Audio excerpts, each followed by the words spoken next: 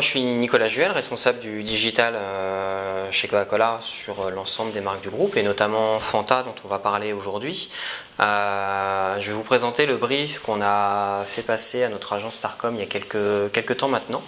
Le brief était relativement simple. On avait une opération sur la marque Fanta liée à l'achat, donc qui impliquait que nos consommateurs aillent acheter un produit pour pouvoir bénéficier d'une offre qui était un transformateur de voix, donc qui permettait de faire un canular gratuitement à un ami avec une voix transformée, mais liée à l'achat.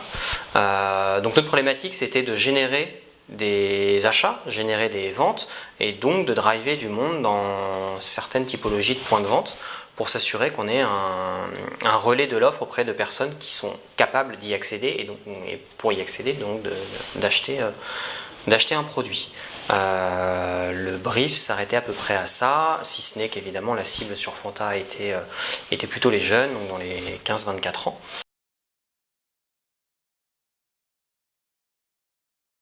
À la réception de ce brief, la réponse de Starcom s'est faite en 3 volets. Évidemment le choix des médias de proximité, à la fois la radio, bien sûr, en média show, à la fois aussi l'affichage insert, donc tout près des points de vente.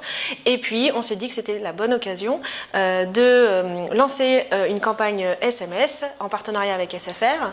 Notre volonté, c'était de driver du trafic vers ces personnes qui étaient très proches des points de vente. Donc on a pu géolocaliser notre cible de 15 à 20 ans autour de 200 mètres du point de vente qui avait été identifié, et nous avons ainsi lancé la première campagne SMS géolocalisée, la plus grande d'Europe, qu'on a pu faire donc avec la marque Fanta.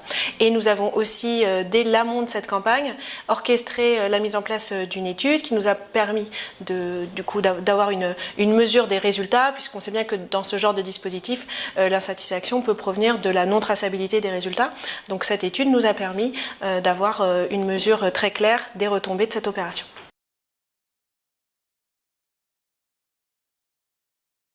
Les résultats qu'on peut communiquer aujourd'hui, c'est que sur les quelques 200 000 SMS qui ont été envoyés, géolocalisés auprès de 190 points de vente qu'on avait sélectionnés, on a en déclaratif un peu plus d'une personne sur deux qui déclare avoir reçu les SMS qui ont été faire un achat, qui ont été acheter un produit. Une personne sur deux, c'est des taux qui sont jamais vus par ailleurs, de très loin. On n'a aucune remontée d'insatisfaction. C'était une des craintes qu'on aurait pu avoir en se disant on envoie quand même un SMS géolocalisé. Donc la personne qui reçoit la SMS, on lui propose de se rendre dans une adresse qui est très proche de là où elle est, donc ça peut paraître intrusif.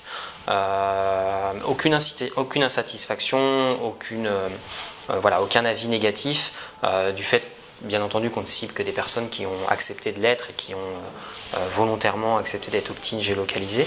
Mais ce point-là était très positif. Les autres aspects qu'on a voulu mesurer et pourquoi on a fait cette opération auprès de seulement entre guillemets 190 points de vente, ce qui est déjà assez important, c'était de pouvoir s'assurer qu'on allait pouvoir interroger les patrons de ces points de vente, les gérants de ces points de vente, voir ce qu'ils en pensaient, si c'était une opération qui leur plaisait, qu'ils aimeraient qu'on reconduise, etc. Et les avis ont tous été très positifs. La mécanique était extrêmement simple. Les clients qui rentraient dans le point de vente parce qu'ils avaient reçu un SMS achetaient effectivement le produit. Donc c'était vraiment que du plus pour le point de vente et que du plus pour nous et a priori que du plus pour les consommateurs, puisque le post-test révèle que des éléments très positifs.